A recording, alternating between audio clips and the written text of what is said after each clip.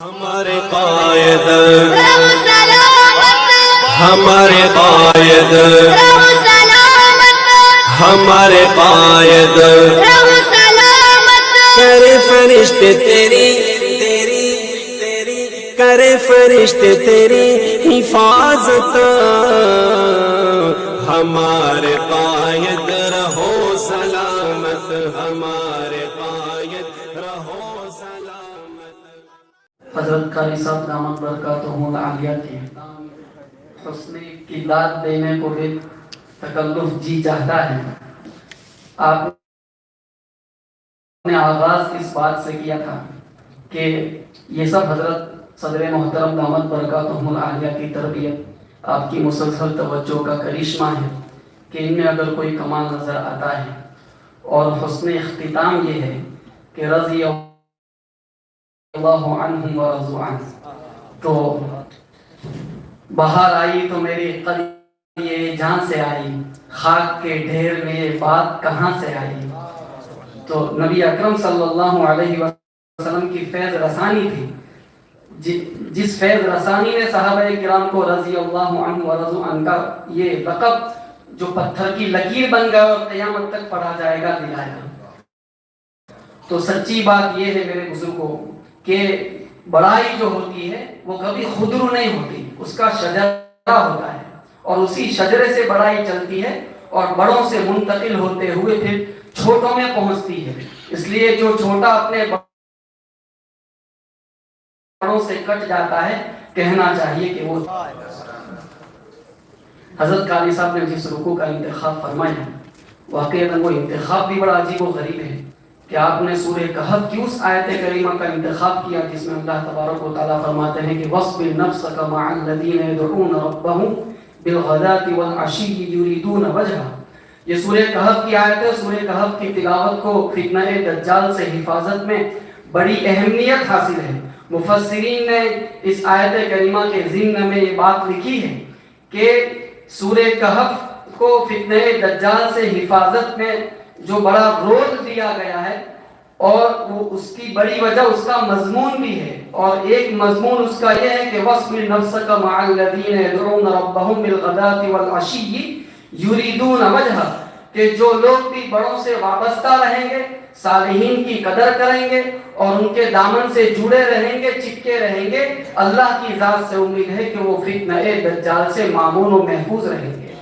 تو ایسے ہی بڑوں کا ایک جھلمٹ اس وقت ہم سب کے درمیان تشریف فرما ہے کہ کئی اداروں سے الحمدللہ نمائندگی ہو رہی ہے، اور حضرت مولانا خلیل صاحب دامت برکاتہم العالیہ کی ایک دعوت پر ایسے حضرات جن کو عظیم علمی نسبتیں بھی حاصل ہے اور عظیم خاندانی نسبتیں بھی حاصل ہے، اس سٹیج کے اوپر اس محفل میں سمٹ آئے ہیں، جن کو دیکھ کر ہماری آنکھیں خیرہ ہو رہی ہیں۔ اللہ تبارک و تعالیٰ ان سب اصحاب فضل اور ارباب استعداد کی تشریف آوری کو قبول فرمائے۔ اب ہم بلا کسی تاخیر حضرت مولانا خلیل صاحب دامت برکاتہم العالیہ سے مؤدبانہ التماس کرتے ہیں کہ وہ تشریف لائیں اور اس مجلس کے حوالے سے اپنے جذبات اور احساسات کا اظہار فرمائیں۔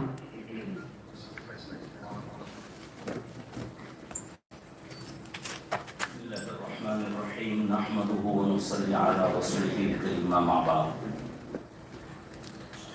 بزرگان محترم، آپ تشریف فرما رہے ہیں، میں زیادہ حائل نہ ہوں گا آپ کے درمیان اور ہمارے صدر محترم حضرت قاری صاحب کے درمیان، بس میں اپنے احساسات اور جذبات کو آپ کے سامنے پیش کر رہا ہوں بہت مختصر سے وقت میں۔ آج کی یہ بہت ہی بابرکت مجلس، جس کی تعمیر ہمارے عمران نے کی ہے، واقعی عمران کی عجیب تعمیر تھی یہ۔ جب کوئی ایک چھت قائم کیا جاتا تو درمیان میں دیواریں بنا بنا کر وہ اس کو مضبوطی بخش رہے تھے۔ عمران ہی کی وہ تعمیر کا نتیجہ تھا کہ صفوان نے آ کر قلب و جگر کو صاف کر دیا۔ دل کو مزکا اور مصفا بنانے کا نسخہ بتلا دیا، اور یہ بتلا دیا کہ اپنے دلوں کو صاف رکھنا ہے تو اپنے دلوں میں سعادت پیدا کرنی ہوگی، اور یہ سعادت اور اسعدیت کو حضرت قاری صاحب نے حل اتی علی الانسان حین من الدہر لم یکن شیئا مذکورا سے شروع فرما کر اپنی ابتدا اور اپنی پیدائش کی ابتدا کی طرف توجہ دلا دی کہ تم کون تھے اور کیا تھے اور کہاں پہنچے۔ لیکن کہتے ہیں قرآن کریم نے کہا نور علی نور، نور پر نور، تو پھر ایک اسعد پر دوسرا اسعد پیش کیا گیا کہ جب تک کہ چاروں طرف سے سعادت نہیں ہوگی تب تک قرآن کریم سے فائدہ نہیں اٹھا سکتے، اس لیے کہ قرآن کریم نے کہا ھدی للمتقین، یہ تقوی سعادت کی وجہ سے آتا ہے، اور سعادت قرآن کریم میں تلاش کر دو۔ اس سعادت کے بعد پھر وہ زبیر بھوپالی جس کے اشعار نے ہمارے دلوں میں بھونچال پیدا کر دی، دل کی دنیا ہلا کے رکھ دی، جس نے یہاں تک کہ ہمیں اس بھوپالی کے اشعار پر اپنے جذبات کے پال باندھنا مشکل ہو رہی تھی۔ واقعی اس نے زیر و زبر کر دیا دلوں کو، اور یہ بتلا دیا کہ جب تک عشق نبوی نہیں ہوگا تب تک تم قرآن کریم سے فائدہ نہیں اٹھا سکتے۔ واقعی قرآن کریم کے لیے اور نبی کریم صلی اللہ تعالی علیہ وسلم کے لیے عشق کی ضرورت ہے کہ جو سیرت پاک کا حق ادا کرے۔ اسی لیے کہا جاتا ہے کہ سیرت کو بیان کرنے کے لیے جبرائیل امین کی زبان چاہیے، جس کے بارے میں قرآن کریم نے مطاع ثم امین کا لفظ استعمال، امانت دار ہے، اور سننے کے لیے، ہضم کرنے کے لیے، زندگی بنانے کے لیے صدیق اکبر کے جگر اور کان چاہیے، تب جا کر کوئی سیرت کا حق ادا کر سکتا ہے۔ اس موقع پر صدیق اکبر کے عشق پر مجھے بات یاد آ گئی، حضرت الاستاذ ابراہیم صاحب دھلیوی نور اللہ مرقدہ علامہ عبد الوہاب شعرانی کے حوالے سے صدیق اکبر رضی اللہ تعالی عنہ کے حالات کو بیان یوں فرما رہے تھے کہ علامہ شعرانی رحمت اللہ علیہ نے لکھا ہے کہ صدیق اکبر کے عشق کی مثال پیش کرنا مشکل ہے، اس لیے کہا کہ عشق نبوی میں ایسے جلتے تھے کہ صدیق اکبر کے کمرے میں جو چھت تھی اس چھت کے اوپر جلنے کے آثار معلوم ہوتے تھے۔ کہا وہ صدیق جو عشق میں آہیں نکالتے تھے چھت پر جلن پیدا ہوتی۔ اتنا ہی نہیں، کہا صدیق اکبر کا کلیجہ اور جگر اس قدر اندر سے جلتا تھا عشق نبوی کے اندر کہ عام طور پر آپ کے اردگرد بلیاں گھومتی تھی، اور بلی گھومنے کی وجہ یہ لکھی ہے کہ کلیجہ جب جلتا تھا تو اس کی بو آتی تھی تو وہ گویا گوشت اور وہ جگر تلاش کرتی تھی۔ جب تک یہ نہ جاتے ہیں تو وہ عشق نبوی کے سانس کو چھیڑ دیتے ہیں۔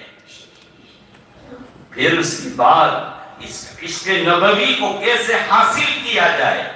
کس طریقے سے کیا جائے، تو پھر وہ احمد جس کی تعریف کے لیے الفاظ نہیں ہے، اپنے قرات کے آخر میں کہتا ہے وَقُلِ الْحَمْدُ لِلَّهِ، حمد کا حکم دے رہا ہے وہ ہمیں، اللہ تعالیٰ کا پیغام سنا رہا تھا، اللہ تعالیٰ کی حمد ہمیں سنا رہا تھا، ہمیں یہ پیغام دے رہا تھا کہ مسلمانوں اس دنیا میں عزت سے جینا ہے، اور احمد حسین حسین زندگی کے راز بتلا رہا تھا۔ جب تک قیامت اور موت کا تذکرہ نہیں کرو گے، جب تک اس کو دلوں میں نہیں بٹھاؤ گے، تب تک آپ کامیاب نہیں ہو سکتے۔ کیا حسین انداز تھا اس احمد حسین کا۔ اس کے بعد پھر زبیر نے آ کر دلوں کو گرمایا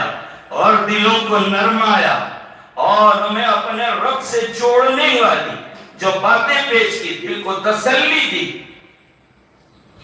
اس کے بعد زبردست انداز میں عبدالعزیز زبردست رب کا بندہ بننا ہے، طاقت والے رب کا بندہ بننا ہے، اس کا پیارا بننا ہے. تو اقرأ بسم ربک الذی خلق، اپنے رب کے قرآن کو پڑھیے، قرآن کریم سے اپنے آپ کو وابستہ کر لیجئے، تب جا کر رب کے پیارے بنو گے. وہ زبردست رب جو ہے وہ تمہاری زبردست حمایت کرے گا. اور مفتی عمران صاحب نے جیسے قاری صاحب نے جیسے اپنی ابتدا میں کہا کہ یہ سب فیض ہے حضرت قاری صاحب کا، اور وہی آیت پاک پڑھی مفتی عمران صاحب نے، وَاصْبِرْ نَفْسَكَ مَعَ الَّذِينَ يَدْعُونَ رَبَّهُمْ بِالْغَدَاةِ وَالْعَشِيِّ. اے مسلمانوں، مالداروں کی مالداری کو مت دیکھو، لوگوں کے قصور اور محلات کو دیکھ کر مرعوب مت ہو جاؤ، ان کے رہن سہن، ان کی چہل پہل کو دیکھ کر مرعوب مت نہ ہو جاؤ. یہ 4 دن کی چاندنی ہے، پھر اندھیری رات ہے. دل ان لوگوں کے ساتھ لگاؤ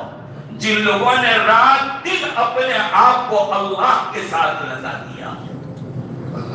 اور اخیر میں یہی پیغام دیا کہ رضی اللہ عنہم ورضوا عنہ، ایسی زندگی گزارو کہ اللہ تم سے راضی ہو جائے اور تم اللہ سے راضی ہو جائے، تو تم پھر مقام صدیقیت پر پہنچ جائیں گے. اب میں بڑے ادب سے ان